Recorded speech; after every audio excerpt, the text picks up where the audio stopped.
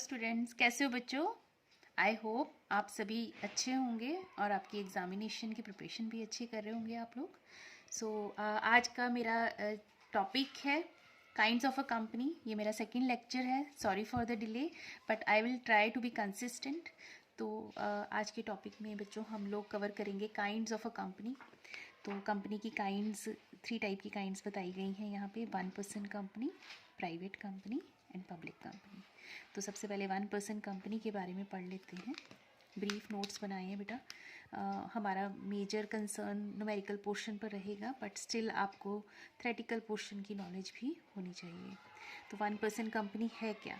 Section 2 sub section 62 of companies act 2013 define करता है 1% company means which has only 1% as a member. इसका मतलब ये है कि 1% कंपनी में सिर्फ एक ही मेंबर होता है। Rule 3 of the companies act 2014 prescribe क्या करते हैं कि only a natural person being an Indian citizen can form a 1% company. सिर्फ एक नेचुरल पर्सन और वो इंडियन सिटीजन होगा, वही एक 1% कंपनी बना सकता है। Can not be formed for charitable purposes. 1% company charitable purposes के लिए नहीं फॉर्म्ड होती है। It's paid up capital, share capital is not more then 50 lakh rupees. तो इसकी paid up capital 50 lakh rupees से ज़्यादा नहीं होगी।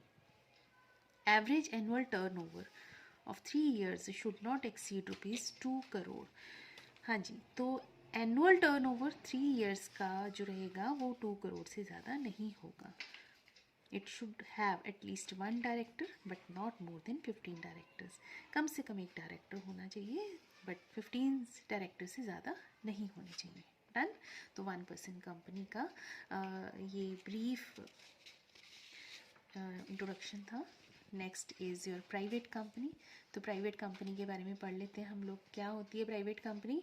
A private company is one which has minimum paid up share capital as prescribed and which by its article of association। AOA का मतलब होता है आर्टिकल ऑफ एसोसिएशन। तो प्राइवेट कंपनी वो कंपनी है जिसकी minimum paid up share capital वो होगी जो आर्टिकल ऑफ एसोसिएशन में प्रिस्क्राइब्ड होगी। Done. Restricts the right to transfer its shares. तो प्राइवेट कंपनी के शेयर्स ट्रांसफरेबल नहीं होते हैं। Its limit the number of its members excluding its present or past employee member to 200। तो ये limit देता है कि इसके प्रेजेंट और पास्ट एम्प्लॉयज़ को छोड़कर 200 से ज़्यादा मेंबर्स नहीं होंगे। If shares are held by 2 or more person jointly, they shall be treated as a single member। अगर 2 या 2 से ज़्यादा लोग jointly shares ओन करते हैं तो हम उसको सिंगल मेंबर ही कंसिडर करेंगे। It prohibits any invitation to public to subscribe for any securities of the company. तो प्राइवेट कंपनी है ना, तो इसमें पब्लिक सब्सक्राइब नहीं कर सकती है कोई भी सिक्योरिटीज़। ये section 2 sub section 68 of companies act 2013 में मेंशन है। It should have at least 2 directors but not more than 15 directors। तो प्राइवेट कंपनी में एटलीस्ट 2 डायरेक्टर्स होने चाहिए, बट 15 डायरेक्टर से ज़्यादा नहीं होने चाहिए। The name of private company ends with the word private limited. तो जब प्राइवेट कंपनी की हम लोग बात कर रहे हैं तो उसका जब नाम का एंड होगा उसके लास्ट में प्राइवेट लिमिटेड वर्ड लिखा होगा। Okay, done. So next is are public company. अब पब्लिक कंपनी के बारे में पढ़ते हैं बच्चों।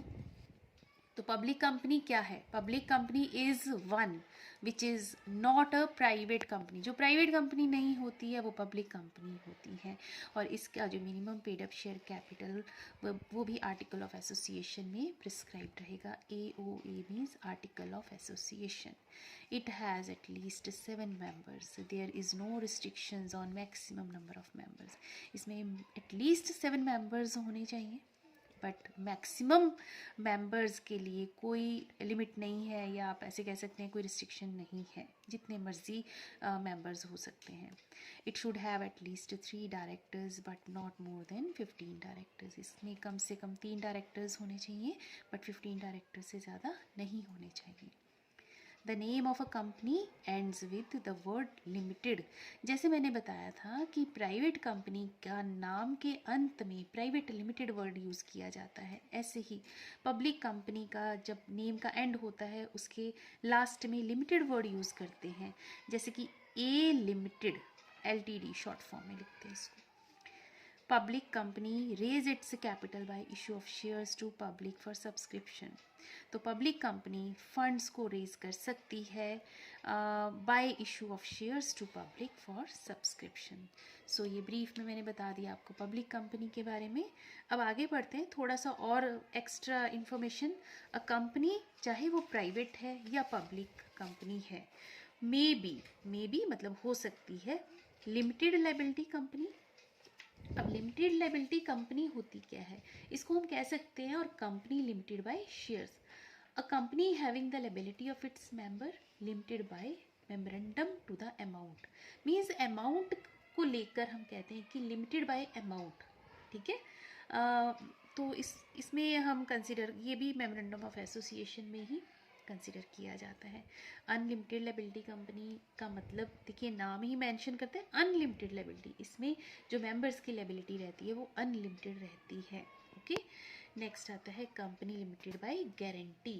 तो इसमें गारंटीड अमाउंट लिमिटेड होता है। It is a company having the liability of its member limited bye memorandum to such amount as members may respectively undertake to contribute to the assets of the company in the event of winding up।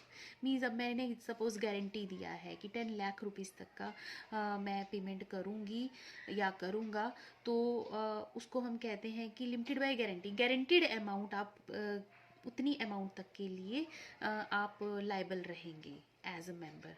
Done. सो आज मैं इतना ही topic cover करवाऊंगी। I hope आपको मेरी video पसंद आई होगी, और अगर आपको मेरी वीडियो, मेरा लेक्चर अच्छा लगता है तो काइंडली आप इसे लाइक कीजिए, सब्सक्राइब कीजिए और शेयर कीजिए अपने फ्रेंड्स को, ताकि उनको भी हेल्प हो जाए। थैंक यू सो मच बच्चों, बाय बाय, टेक केयर।